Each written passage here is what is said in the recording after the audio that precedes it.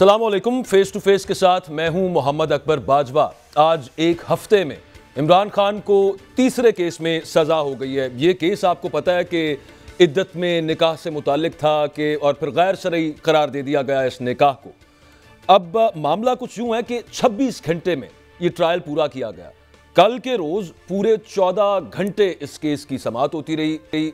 अगर परसों की बात करें तो 12 घंटे इस मामले पर जज साहब समाअत करते रहे। वो गवाहान पेश किए गए, उन पर जिरा भी हुई। एक मामला जो उसके अंदर हुआ, आज खैर जो फैसला आया वो आपको पता ही है कि 7-7 साल कैद है इमरान खान और बुशरा बीबी को, और 5-5 लाख रुपए जुर्माना भी है। 342 का बयान इमरान खान साहब का कल जब अदालत के अंदर कार्रवाई जारी थी तो वहां पर उन्होंने कहा कि ऑप्शनल होता है कि उन्होंने कहा कि मैं एक गवाह पेश करना चाहता हूं। अब गवाह पेश करने का मकसद ये था कि वो गवाह बताएगा कि इद्दत की जो मुद्दत है 3 माहवारियां जो होती हैं वो पूरी की गई है। लेकिन जज साहब ने कहा कि नहीं, वो नहीं हो सकता। फिर उनसे पूछा गया कि अच्छा बताएं, सलमान अकरम राजा साहब थे उस वक्त, क्योंकि इमरान खान के वो वकील थे, तो उन्होंने कहा कि जज साहब ने कहा आप नाम बताइए। उन्होंने कहा नाम मैंने अगर बता दिया तो वो कहीं उठा ही ना लिए जाएं। वो जो गवाह है जिसने ये बताना है कि ऐसी कोई बात नहीं थी कि इद्दत पूरी किए बगैर निकाह किया गया। तो इमरान खान साहब पीछे खड़े थे। उन्होंने कहा कि बल्कि ये भी हो सकता है कि उठा भी लिया जाए और वो गवाह प्रेस कॉन्फ्रेंस भी कर दे। खैर जो रिपोर्ट हुआ कमरा अदालत से वो ये हुआ कि इतनी लंबी समाअत के बाद जज साहब खुद वहाँ पर बड़े थके थके से नजर आए। वो जमाइयाँ भी लेते रहे और लेकिन उसके बावजूद एज एक्सपेक्टेड आज फैसला सुना दिया गया। ये बताया गया, वो एक शॉर्ट 2 सफ़ों का एक ऑर्डर है, लेकिन वो 50 सफ़ों का फैसला है। वो जज साहब ने दिया नहीं। अभी पाकिस्तान तहरीक इंसाफ या फिर इमरान खान और बुशरा बीबी के वकला को भी नहीं मिला। 50 सफ़े का फैसला भी आपने सुना कि गौर खान साहब कह रहे थे कि उस पर जज साहब ने अभी तक दस्तखत भी नहीं किए हैं। इस सब मामले के ऊपर बात करेंगे कि ये तीसरी सज़ा पे सज़ा जो दे दी गई, इसका सियासी पहलू क्या है, इसका कानूनी पहलू क्या है। कानूनी पहलू एक ये है कि इस तरह के मामला था, ये फैमिली कोर्ट ने देखना था। ये यहाँ पर सीनियर सिविल जज साहब जो थे उन्होंने एक इंतहाई तेज़ी के साथ ये ट्रायल पूरा किया और सज़ा सुना दी। उस्मान रियाज गिल साहब हमारे साथ मौजूद हैं जो कि बुशरा बीबी के वकील थे इस केस के अंदर। बहुत शुक्रिया उस्मान साहब, आपने वक्त दिया। अब ये यूँ महसूस हुआ कि यहाँ पे एक तो फैमिली कोर्ट ने सुनना था, इस तरह के केसेस वही सुनते हैं, और यहाँ पे ये पहली दफ़ा ही मैंने तो तारीख में देखा है कि एक सिविल कोर्ट ने क्रिमिनल कोर्ट ने कि सज़ा सुना दी कि जनाब निकाह किसी का गैर शरई करार दे दिया। दूसरा एक उसूल जो कि यूं लगा कि उल्टा कर दिया गया, वो ये कि बारे सबूत तो होना चाहिए था। जो इल्ज़ाम लगा रहे हैं उन्होंने साबित करना था, वो यहां पे पूछते रहे कि आप साबित करें, और फिर गवाह पेश करने की भी इजाजत नहीं दी गई। गिल साहब, उस्मान गिल साहब, आवाज आ रही है आपको? लाइन गालिबन ड्रॉप हो गई है। अच्छा खैर, मैं वही बात जो मैं कर रहा था कि फैमिली कोर्ट्स इस तरह के फैसले करती हैं। अब यहां पर एक अजीब मज़हक़ा कैसी सूरत हाल बनेगी। इमरान खान के वकला कहते हैं कि वो चैलेंज करेंगे इसको। हाई कोर्ट के अंदर बड़ा वीक फैसला है, पाकिस्तान की तारीख में पहली दफ़ा यूं किया गया है, और खुद ही इंटरप्रिटेशन, एक नई इंटरप्रिटेशन जिसको कहा जाए फ़िक़ा की गई है। मैं एक चीज़ आपको सुनवाना चाहता हूँ। इस केस के अंदर जो गवाह थे मुफ्ती सईद साहब, उन्हीं का एक अपना बयान है कुछ अर्सा पहले का, ज़रा वो देख लीजिए वो क्या कह रहे थे, आपको कुछ सूरत हाल वाज़ेह हो जाएगी। औरत का कह देना काफ़ी है, लेकिन यहाँ पर माना नहीं गया। उसी तरह से खाबर मानिका साहब जो 2018 में एक इंटरव्यू देते हुए कह रहे थे कि बुशरा बीबी से ज़्यादा पाकबाज खातून कोई नहीं, इमरान खान का हमारे घर से रूहानी ताल्लुक है, और ये बात उन्होंने हलफन कही, कसमें खाकर कही। वो आपको सुनवाएंगे आगे। उस्मान रियाज गिल साहब एक दफ़ा फिर हमारे साथ मौजूद हैं। शुक्रिया सर, आपने वक्त दिया है। मैं जो आपसे सवाल पूछ रहा था शायद आपने सुना नहीं, मैं रिपीट कर देता हूँ, और दैट वाज कि यहाँ पर यूँ लगा कि उसूल उल्टा दिया गया है। ये बारे सबूत तो होना चाहिए था इस्तगासा के ऊपर, यहाँ पर मांग लिया गया है मुलजिमों से, और उनको अब खैर मुजरिम भी डिक्लेयर कर दिया गया। जी बिल्कुल, कानून की मंशा तो यही है कि जब इस्तगासा कोई इल्जाम आयद करता है तो उसका बारे सबूत भी इस्तगासा पे होता है, और इस्तगासा ने साबित करना होता है कि कोई जुर्म सरजद हुआ है या नहीं। लेकिन इस केस में बारे सबूत, आज जज साहब ने भी फैसला सादर करते हुए, फैसला सुनाते हुए यही इरशाद किया कि चूंकि आप बारे सबूत अपना डिस्चार्ज नहीं कर सके, आप नहीं बता सके कि आप पे जो इल्जाम लगा है वो झूठा है, तो इस वजह से ये फैसले की बुनियाद है कि सजा आपको दी जा रही है। सही। अच्छा, एक मिनट सिर्फ साथ रहिएगा उस्मान साहब, मैं नाजरीन को वो सुनवाना चाह रहा हूँ याद दहानी के लिए। खावर मानेका साहब ने जो 2018 के अंदर एक इंटरव्यू दिया था, उनका बयान था, वो गालिबन कोर्ट के अंदर भी प्रेजेंट किया गया, वहां पे अदालत, भरी अदालत के अंदर चलाया भी गया। एक दफा नाजरीन को भी दिखा देते हैं दोबारा, चलाइए प्रोड्यूसर। ये बयान अल्लाह ताला को हाजिर नाजिर जान के और तमाम मखलूक के सामने उन्होंने टीवी के ऊपर यह बयान दिया था उस्मान गिल साहब। वैसे यहाँ पे अदालत ने, मुझे नहीं पता आपने ये नुक्ता उठाया कि नहीं उठाया, इनको काजिब डिक्लेयर करना चाहिए कि एक बयान पहले अल्लाह ताला को हाजिर नाजिर जान के हल्फन कह रहे हैं और उसके बाद एक और बयान उनका सामने आ गया। जी, आप दुरुस्त कह रहे हैं। अगर आप ये खावर मानेका साहब का बयान ध्यान से सुने और नाजरीन जिन्होंने देखा है वो भी ध्यान से सुने, तो उसमें उन्होंने एक वर्ड यूज किया है, मेरी साबका अहलिया। तो इससे ये बात अखज़ की जा सकती है, अंदाजा लगाया जा सकता है कि ये खावर मानेका साहब का बयान उस वक्त का है 2018 मार्च का, जब बुशरा बीबी अपनी इद्दत पूरी करके अपने घर से जा चुकी थी। उनका इमरान खान साहब से निकाह हो चुका था, इमरान खान के मुकदमे आ चुकी थी। उसके बाद ये बयान उन्होंने दिया, इसी वजह से उन्होंने ये लफ्ज इस्तेमाल किया कि मेरी साबका अहलिया बुशरा बीबी। बिल्कुल। अच्छा उस्मान साहब, ये बताइएगा कि सुना है कि जज साहब भी काफी थके हुए थे। इतनी लंबी मतलब 6-7 साल, आज से काफी अरसा पहले मैंने भी रिपोर्टिंग की हुई है, मैंने कभी देखी नहीं है कि इतनी लंबी समाअत 14 घंटे एक ही केस के ऊपर फिक्सेटेड यूं चल रही हो। और सुनने में आ रहा था कि जो रिपोर्ट किया वहां से हमारे जो कॉलीग्स वहां पे मौजूद थे कि जज साहब भी वहां पे जमाइयां ले रहे थे, वो भी थके ही हुए थे, लेकिन जल्दी उनको फिर भी थी थकन के बावजूद कि उन्होंने ये फैसला महफूज कर लिया। कल सर, गुजारिश ये है कि देखें, हमने रात को अदालतें लगती देखी हैं, लेकिन वो लगती हैं पब्लिक इंटरेस्ट में। इन एनी इमरजेंसी, कोई अर्जेंसी हो, जहां पब्लिक इंटरेस्ट का मामला हो, पब्लिक वेलफेयर का हो, कुछ ऐसा पब्लिक का इशू हो जो जिसकी रिड्रेसल इमरजेंसी बेसिस पे होनी हो। अदरवाइज इस तरह के केसेस मामूल में चलते हैं अदालतों में, रोज सैकड़ों हजारों केसेस फिक्स होते हैं जिनकी मामूल के मुताबिक जो है ना वो समाअत होती है। तो ये तो हम पिछले एक हफ्ते से देख रहे हैं बतौर वकील और बतौर एक कानूनदान के, इस तरह के मैटर्स में जिनमें के प्राइवेट मुल्ज़मान हो और उनकी समाअत जो है वो इस तरीके से की जाए। गैर मामूली तौर पे डील किया गया इस केस को। साइफर केस था, साइफर केस में भी इत्तेफाक से मैं डिफेंस टीम का मेंबर था। तोशाखाना केस था, तोशाखाना केस में भी इत्तेफाक से मैं जो डिफेंस टीम थी उसका मेंबर था।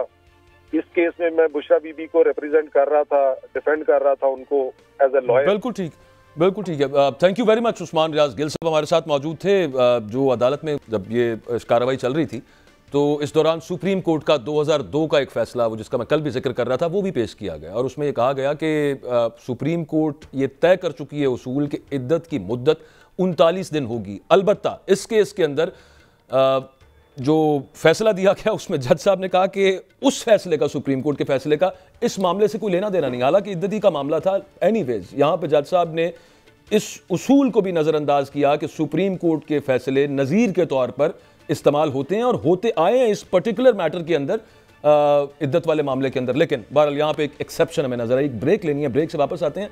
हुमायूं महमूद साहब सेनेटर हैं, पाकिस्तान तहरीक इंसाफ के, हमारे साथ मौजूद होंगे। उनसे बात करेंगे इसके पॉलिटिकल रेपरकशंस क्या हो सकते हैं, या क्या जमात क्या सोच रही है और उनको क्या नजर आ रहा है, क्यों ये धड़ाधड़ फैसले आ रहे हैं और आगे भी मजीद आने की उम्मीद है।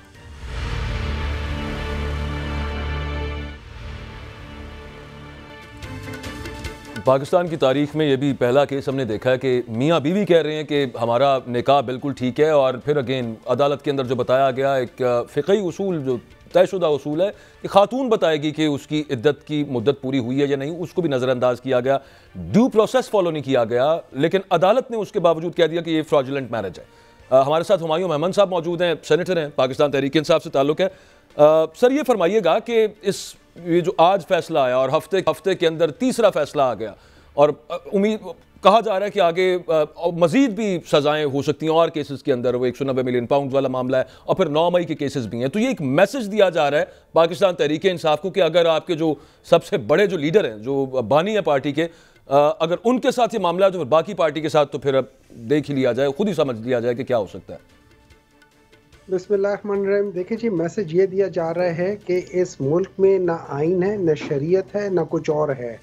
यहाँ पे बदमाशी है, यहाँ पे जुल्म है, यहाँ पे जो आप समझते हो वो नाम देना चाहते हो वो नाम दे दो। इससे बड़ी जो आप कह रहे थे ना कि वो जज थके हुए थे, मुझे तो ऐसे लगता है पूरी अदालत थकी हुई है।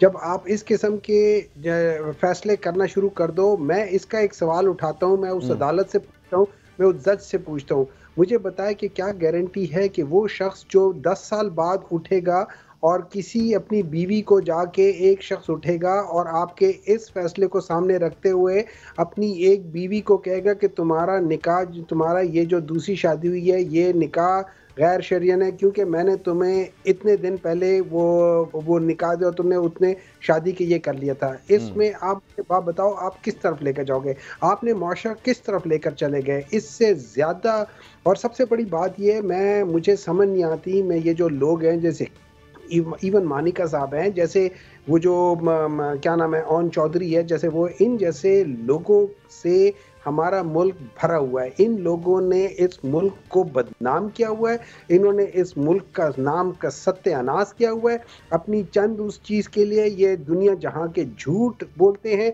ये हर किस्म के गलत काम करते हैं। इनको अभी मैं कुछ कह नहीं सकता, ये ऑन एयर हूँ, वरना मैं इनको जितने आप सख्त लफ्ज़ मेरे मुंह में आ सकते हैं वो मैं लेना चाहता हूँ इस वक्त। बंदे की ऑन रिकॉर्ड बयानात मौजूद हों, चाहे वो खबर मानिका हों, चाहे वो मुफ्ती सईद हों, और उनसे वो बिल्कुल 180 डिग्री का यू टर्न लेके फिर जाए।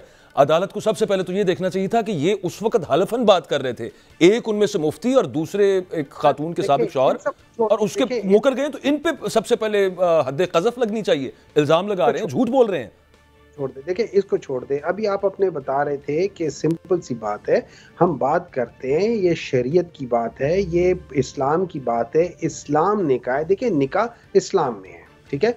इस्लाम निकाह है कि औरत की गवाही होती है। औरत की गवाही क्यों होती है? औरत की गवाही इसलिए होती है कि मेडिकली उसने वाई 90 डेज, ये क्यों 3 महीने का रखा हुआ है? उसकी वजह ये है, उसको एक चीज कहते हैं जिसको हम कहते हैं मेंस्ट्रुअल साइकिल्स। वो 3 आने होते हैं। अच्छा, मेंस्ट्रुअल साइकिल जो नॉर्मल उसके वो है, वो तकरीबन 24 दिन से लेके 30-35 दिन तक जा सकते हैं। अच्छा, जिस वक्त आपने तलाक दी है उसके बाद से it could be the very next day the first starts and may be 23 days में हो जाए, तो आपको 43 डेज 46 डेज या बाज़ दफा जैसे सुप्रीम कोर्ट, और वो भी औरत को सबसे बेहतर पता है, और उसमें फ़िक़ही उसूल तय है उसके अंदर। बहरहाल उसको नजरअंदाज किया गया। अब अदालतें बताएंगी कि माहवारी के अयाम औरतों के क्या हैं। तो सुप्रीम कोर्ट को इसके ऊपर करना है। देखिए, ये इशू एक इमरान खान और फर्स्ट लेडी का नहीं है, ये इशू हर उस औरत का है जिसको वो शख्स मैनिपुलेट करेगा, जो खबर मानिका की तरह इंसान होगा। वो खड़ा होके 6 साल बाद, 7 साल बाद, 8 साल बाद, 10 साल बाद खड़ा होके कहेगा कि तुम्हारा निकाह हुआ है, और कोई लॉयर या कोई बंदा उस पैसों की खातिर वो जाके उसका केस लड़ेगा, और कोई जज इस जज की तरह उस किस्म का घटिया फैसला करेगा। तो मैं ये समझता हूँ ये चीज टोटली, ना तो ये इस्लाम के लिहाज से, ना तो ये किसी गलत उसूल तय हुआ है। बिल्कुल आप दुरुस्त कह रहे हैं। इसमें कोई प्रेसिडेंट स्टार्ट कर देंगे कि यहाँ की औरतें पहले पिसी हुई हैं, आपने एक और घटिया हथियार पकड़ा दिया, वो उस घटिया हथियार के साथ और ज्यादा घटिया हरकतें करेगा और हम जैसे मर्दों को वो बदनाम करेगा। इसके ऊपर अगर सुप्रीम कोर्ट सुओ मोटो नहीं लेती तो कब लेगी? कि जब सारी जो औरतें मार दोगे तो उसके बाद लेगी। इससे ज्यादा इस मुआशरे में तो मेरे लिहाज से रहना भी जुर्म हो गया है। इस किस्म के मुल्क के अंदर रहना भी मैं समझता हूँ कि मुश्किल हो गया, कि जहां पे ना उसूल है, ना आपको घर की चारदारी, अब तो घर के अंदर भी जाके आप लोगों की चादरें उतार रहे हो। अब तो आप लोगों ने, हमने देख लिया, वहां पे एक खातून है, 70 साल की खातून है, उसका गिरेबान तक आप लोगों ने चाक कर दिया है, और वहां पे जाके एक डीपीओ कहता है कि जी हम लोगों ने वहां पे पता नहीं, हमें ये आया था कि अंदर कोई चोर है या कोई फलाना है या कुछ है, इस किस्म की इश्तिहारी है यहाँ पे। अच्छा, मैं सर उसमें एक सवाल आपसे पूछना चाह रहा हूँ कि कुछ अर्सा पहले तक ये अफवाह गर्म रही और बहुत सारे हमारे मेरे सीनियर्स जय्यद सहाफ़ी ये कहते रहे कि जनाब बुशरा बीबी इमरान खान साहब के खिलाफ वादा माफ गवाह बन जाएंगी, और बुशरा बीबी ने खुद भी अभी जो रिसेंटली बताया कि वो एक डील की ऑफर, उस पर मैं अलहदा से आपसे सवाल पूछता हूँ। लेकिन ये बताएं कि फिर यूं लग रहा है कि जैसे ये 2 केसेस में उनको सजा हो गई है, हो सकता है तीसरा केस जो वो अलकादर ट्रस्ट वाला है उसके अंदर भी उनको सजा अब यहाँ पे इमरान खान साहब को होगी, वहां पर उनका भी नाम है क्योंकि वो ट्रस्टी है वहां पे। तो ये ऐसा लग रहा है कि जैसे बात ना मानने की सजा बुशरा बीबी को भी मिली है कि आपको कहा था परे हो जाए इमरान खान से, अब नहीं हुई तो फिर भुगते। देखिए मैं आपको एक बात बताता हूँ, बुशरा बीबी को छोड़े हर एक को सजा मिल रही है सिर्फ इस बात की कि उषा। अच्छा मैं एक और बात बताता हूँ, ये आप इस बंदे को देखें ना, इमरान खान को देखें जरा, सलाम है उस बंदे पे, वो जेल में है, उसको नहीं पता कि बुशरा बीबी घर चली गई हैं। उसने रात को अपना कंबल उनके पास भिजवा दिया कि ठंड होगी, उनको ठंड लगेगी। यार आफरीन है इस मर्द पे। आप लोग इस किस्म के बंदों को कर रहे हैं। यहाँ पे तो मर्द जो होते हैं वो तो जाके औरतों को पता नहीं क्या कुछ नहीं करते, और यहाँ पे आप इस बंदे के लिए ये कर रहे हैं। आफरीन है इस मर्द पे। और आप इसके ऊपर अच्छा केस कौन सा किया? तोशाखाने का। तोशाखाना का केस आपका कॉन्स्टिट्यूशन आर्टिकल 13 के खिलाफ है, जिसको दूसरे लफ्जों में डबल जेपरडी लॉ कहते होते हैं। हमारे मुल्क में लॉ है कहाँ? हमारे मुल्क में इस वक्त कानून है कहाँ? हमारे मुल्क में इस वक्त हो क्या रहा है? हमारे मुल्क में इस वक्त मतलब जंगल का कानून छोड़ो, यहाँ पे तो जो ये जेल मतलब मुझे वो तो सर अदालत ही है उसको सेफ गार्ड करने वाली, और एब्सोल्युटली यूर राइट कि वो सुप्रीम कोर्ट ने करना है। ये डील वाले मामले के ऊपर मुझे बताइएगा, आज इमरान खान साहब ने भी जो गुफ्तगू की सहाफियों से, उसमें उन्होंने उसी डील का तज़किरा किया कि जो पहले बुशरा बीबी के साथ मंसूब होकर बताई जा रही थी कि ये 3 ऑफर्स उनको की गई। वो जो तीनों ऑफर्स हैं वो देख के वैसे बंदे को ये लगता है कि इनमें से एक भी इमरान खान साहब मानेंगे नहीं। मुझे समझ नहीं आ रही कि ये किस किस्म की, ये कोई प्रैंक कर रहा है या वाकई ये ऑफर हुई है इस तरह की मजाक़-खेज़। मैं आपको बात बताता हूँ, अगर कोई लीडर होता, अगर नवाज शरीफ के अंदर लीडरपन का मतलब एक रत्ती बराबर भी अंसर होता तो वो पाकिस्तान आता, और जब ये सब कुछ हो रहा होता, ये केसेस हो रहे होते, वो कहता कि मैं इलेक्शन उस वक्त तक नहीं लड़ूंगा जब तक पाकिस्तान तरीके इंसाफ को उनका निशान वापस नहीं करोगे, जब तक इस किस्म के पॉलिटिकल कैदी मेरी वजह से, तुम जो किसी वजह से करोगे वो नहीं करोगे, मैं नहीं करूंगा। मैं मजाक नहीं करता, वो एक्चुअली कहाँ होता है सर पाकिस्तान में? नहीं होता नहीं है। इसलिए नहीं होता ना कि यहाँ पे लोग लीडर नहीं है, यहाँ पे लोग हैं। लीडर बनने के लिए आपको जात से बाहर निकलना पड़ता है, आपको बड़ा काम करना पड़ता है। रही बात डील की, इनका ख्याल है, देखिए डील वो करता है जो कमजोर होता है। इमरान खान को पता है पूरी कौम उसके पीछे खड़ी है, वो डील क्यों करे? डील तो वो करके बाहर भाग जाएगा जिसको मैं तो डील की टर्म्स की बात कर रहा था, मुझे तो उनकी भी समझ नहीं आई। एक होता है कि थोड़ी सी कोई ऐसी डील होती है कि जिसमें कुछ गिव एंड टेक होता है, कुछ समझ आती है कि यार ये चलें, कुछ हो सकता है कि एंटाइसिंग है अगले के लिए। ये डील तो नहीं, तो धमकियां नजर आई हैं। देखो ना, बात ही हो जाती है कि धमकियां ही हो रही है ना। आपका क्या ख्याल है ये सब कुछ हो रहा है, ये क्या हो रहा है? ये जो पाकिस्तान तहरीक इंसाफ के साथ है, उनके पहले बंदों को गायब किया, फिर उनके बाद उनके पेपर्स ले लिए, फिर उनके बाद उनके प्रपोजल सेकेंडर्स ले लिए, जब वो भी नहीं हुए तो फिर उनके निशान छीन लिया, जब वो भी नहीं हो रहा तो आप इन हटकटों पे आ गए, ये भी नहीं हो रहा। नहीं, बिल्कुल वो चल रहा है। और अभी भी खैर बहुत सारे जो उम्मीदवारान हैं जो आज़ाद हैसियत में लड़ रहे हैं, ताल्लुक पाकिस्तान के हिसाब से है, वो बाकायदा इसको आ जाएगा कि मतलब वो घरों से उठा लिए गए, किसी का कुछ पता नहीं है कि कहाँ पर है। उम्मीद ही की जा सकती है कि सुप्रीम कोर्ट इस सब मामले को देखे, क्योंकि पहले जब उन्होंने आरओज ब्यूरोक्रेसी से तैनात करने की एंडोर्समेंट की थी तो ये चीज़ उनके जहन में जाहिर सी बात है होनी थी। एनीवेज बहुत शुक्रिया, हुमायूं मेहमान साहब हमारे साथ मौजूद थे। एक ब्रेक के बाद हमारे साथ सीनियर सहाफ़ी हबीब अकरम साहब मौजूद होंगे। ये जो फैसला आया और इससे पहले जो 2 आए, इनका इलेक्टोरेट पे क्या असर आ रहा है, क्या असर कबूल करेंगे? तहरीक इंसाफ के वोटर लग तो नहीं रहा, लेकिन इंपॉर्टेंट बात यह है कि वो उम्मीदवारान जिनको नामजद किया पाकिस्तान तहरीक इंसाफ ने, क्या उन पर कोई असर जाएगा इन फैसलों का? मैसेज उधर तक कोई खौफ का जाएगा कि नहीं? एक ब्रेक के बाद हबीब अकरम साहब से पूछते हैं।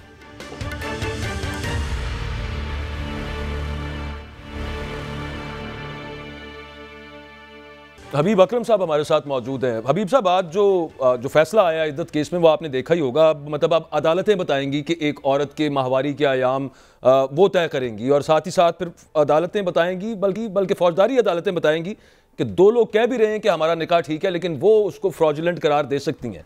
आप आई नो कि आप वकील भी हैं, ऐसा तारीखी फैसला आपने पहले कभी देखा सर? देखिए, इस फैसले की जो बुनियाद है वो शरअ इस्लाम है, यानी इस्लामी फ़िक़्ह की बुनियाद पर इसका फैसला किया जा सकता है इस तरह के किसी भी मामले का। हम्म। तो अगर हम इस्लामी फ़िक़्ह की तारीख़ उठाकर देखें तो आज तक मेरी मालूमात के मुताबिक ऐसा कोई फैसला नहीं है कि जिसमें इद्दत की मुद्दत पर एतराज़ लगाकर और वो भी शादी के इतने अरसे बाद किसी को सज़ा दी जा सके। हत्ता कि चलिए इद्दत का फ़र्ज़ किया, हम इस पर्टिकुलर केस में हम ये समझते हैं कि अगर इद्दत को यानी उसको उसकी मियाद पूरी नहीं हुई थी तो भी उस पर सज़ा दे देना, ये इस्लामी फ़िक़्ह में भी कुछ ऐसी बात है कि जिसके ऊपर बहुत सारी जो बहुत सारे उलमा हैं वो इस पे मुत्तफ़िक़ नहीं होंगे। और कानूनी तौर पर तो ये फैसला शायद चंद लम्हे भी किसी सुपीरियर कोर्ट में किसी कानूनदान की नज़र में, ख़ास तौर पर हमारे जो इस तरह के जस्टिस साहिबान हैं उनकी नज़र में तो ये फैसला उनका तबहुर इल्मी ज़हन में रखते हुए मुझे तो लगता है कि ये फैसला शायद 1 सेकंड भी खड़ा नहीं हो सकता। बल्कि उसके साथ-साथ मैं तो ये बड़े दस्तबस्ता गुज़ारिश करूँगा कि पाकिस्तान के अदालती निज़ाम के एहतराम को मलहूज़ रखते हुए कि ऐसी जो ख़ास तौर पर मातहत अदलिया में जो जज साहिबान हैं उनकी ट्रेनिंग की ज़रूरत है, क्योंकि मेरे हिसाब से ये केस मेंटेनेबल ही नहीं है। यानी ये केस ऐसा है कि इसको काबिल समात इसको समझा ही नहीं जा सकता।